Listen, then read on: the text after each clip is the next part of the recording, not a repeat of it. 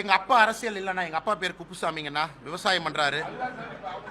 சொல்றேன் கேளுங்க. எங்க அப்பா பேர் கருணாநிதி இல்ல, அவர் 6 டைம் எம்எல்ஏவா இல்ல, 7 டைம் எம்எல்ஏவா இல்ல. எங்க அப்பா தோட்டத்தில் ஆடு மாடு மேய்ச்சு விவசாயம் பண்றாரு, ஒரு பையன் நான்.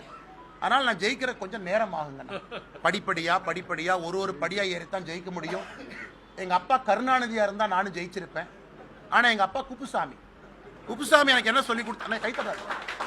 குப்புசாமி என்ன சொல்லி கொடுத்துருக்காருன்னா, தம்பி மெதுவா போ, நியாயமா போ, நேர்மையா போ, நீ ஒரு நாள் ஜெயிப்பேன்னு தான் குப்புசாமி எனக்கு சொல்லி கொடுத்துருக்காரு. கனிமொழி அக்கா சொல்லியிருக்காரு, அண்ணாமலை அவர்கள் மாநில தலைவர் பொறுப்பிலிருந்து விலக வேண்டும்னு. ஒருவேளை கனிமொழி அக்கா பிஜேபிக்கு வர மாதிரி இருந்தா பரிசீலனை பண்றேன்.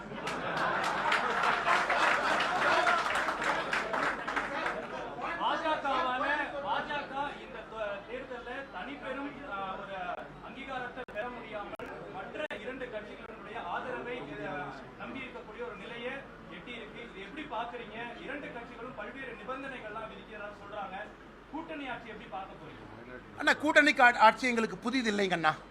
அடல் பிஹாரி வாஜ்பேயி அவருடைய காலத்தில் ஒரு அற்புதமான கூட்டணி ஆட்சியை நடத்தி காட்டியவர்கள் நாங்கள். இந்த முறை எங்களுடைய கூட்டணி கட்சிகள் கிட்டத்தட்ட 50 பாராளுமன்ற உறுப்பினர்களை கொண்டு வர்றாங்க, முக்கியமானவர்கள். அதனால் எங்களால் ஒரு அற்புதமான 5 ஆண்டு கால கூட்டணி ஆட்சி கொடுக்க முடியும் என்று நம்புகின்றோம். அதில் 2 முக்கியமான தலைவர்கள், திரு சந்திரபாபு நாயுடு அவர்கள், திரு நிதிஷ்குமார் அவர்கள் இணைந்து எங்கள் விஷனை ஷேர் பண்ணி எங்கள் கூட நிற்க போகிறாங்கன்னா, ஆனால் எங்களுக்கு இது புதிதில்லை. ஏற்கனவே சொன்னது போல கூட்டணி ஆட்சி மிக திறமையாக சிறப்பாக எங்களால் நடத்தி காட்ட முடியும் என்பதை நரேந்திர மோடி ஐயா காட்டுவாங்க. 10 ஆண்டு காலமாக ஆட்சி எப்படி நடந்துச்சோ அதே மாதிரி தாங்க ஆட்சி நடக்கும்.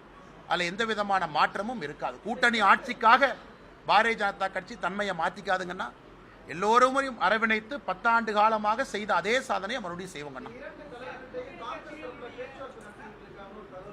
2 தலைவர்களும் டெல்லியில் இருக்கிறாங்க.